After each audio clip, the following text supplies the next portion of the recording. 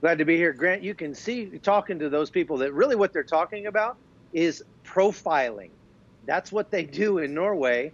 They very heavily profile the people coming into their country, and they require them to prove that they are, they have a legitimate reason to be there. They're coming from a war-torn area, and they are going to assimilate into Norwegian culture. Matter of fact, they just had a politician give a speech this last week and say, look, here we eat pork, we wear bikinis, and if you don't like it, you shouldn't be here.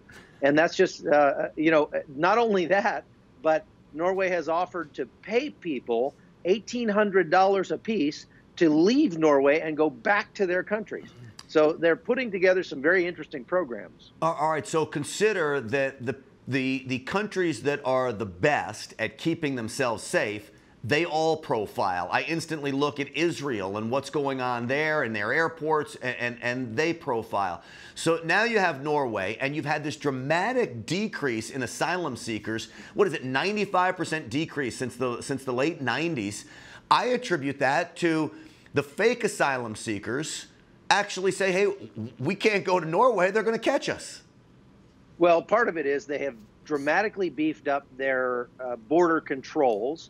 They're not part of the EU, so they're not beholden in some ways to the same rules that the rest of the EU is, so they're able to do that. Number three, they are very strict.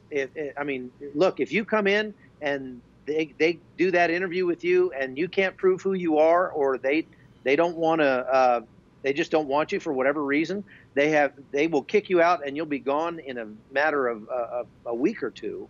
So they don't keep you long, and the word gets out, and that functions as a deterrent. I mean, imagine that. Imagine actually having enforcing your border policy and it becoming a deterrent.